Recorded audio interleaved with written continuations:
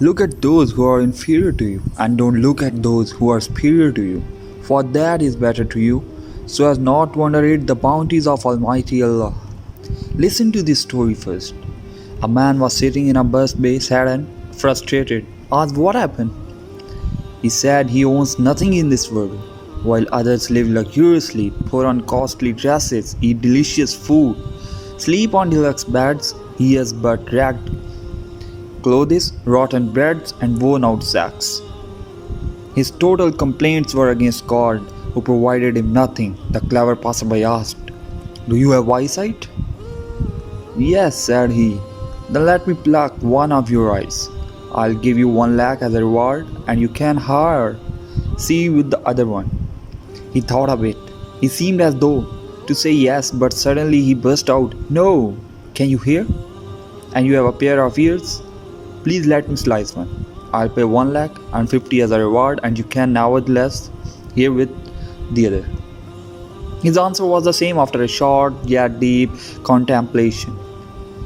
"I see you speak well. Let me cut your tongue from the mid, and as you cannot speak any longer, I'll reward you with 2 lakhs." The same was repeated. The bystander continued to count each and every organs of human body, both internal and external, among which he offered 5 lakhs for kidney, 3 lakhs for pancreas, 4 lakhs for liver, another 4 for lungs, 6 lakhs for heart, 7 lakhs for brain, and so on. Finally, his body was priced nearly to 1 crore, at which he was taken aback. Woo! The next day he was seen happier. His eyes were gleaming with hope. The passerby made him stand and walked with him to the town, where he showed him beggars who were blind, handicapped. Among them, some were sick, some were perished and paralyzed. Then he paced towards the backside of a restaurant, where he could see one madman fight until dogs and crows to eke out the waste of what others had. We are in 5 graces that we enjoy at present, only when we look at those who are devoid of them. There are more things that we cannot say certain. They remain mysterious for long as we don't have means to get into them. Actually, we are not our creator. Had it been so, we would have designed using a fair better construct with regard to beauty, health, wealth, family, country, time, etc. It is evident that people differ from one another in all these respects, no matter they like or dislike. To be frank, it lies not within our boundary to decide things regarding ourselves. Then look at others and the whole world. There are differences and disparities among people, the rationale of which we cannot understand. Sure, we cannot undo them. Really, the superpower of Allah Almighty works well behind all these, the microscopic details and underlying principle of which we cannot even guess. Better is to seek the grace of Allah, trying to get adopted to the stances where we are placed by Him. There are 2 stances before us. The first one is related with worldly affairs.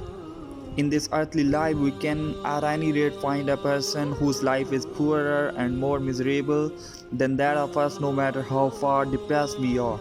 On the contrary, we can come across a person who is more religious and fervently pious than us, no matter how far spiritual and sacred we are. And this is the second one. The Hadith provides us with a reasonable stand in this regard. If we accept and apply it in our practical life, we would be totally content here, and we can assure ultimate success hereafter. Prophet, peace be upon him, said, 2 things, if both of them are inbuilt in a person, Almighty Allah will deem him to be patient and grateful. Given that a person is devoid of these 2 things, he won't be recorded patient and grateful. Whoever looks at those who are superior to him in spiritual concerns and go after them, and looks at those who are inferior to him in worldly issues and thank God for his grace over the other, God will consider him patient and grateful. Conversely, whoever looks at those who are inferior to him in spiritual concerns and looks at those who are superior to him in worldly issues and pitied for what lost to him, Allah will consider him neither patient nor grateful.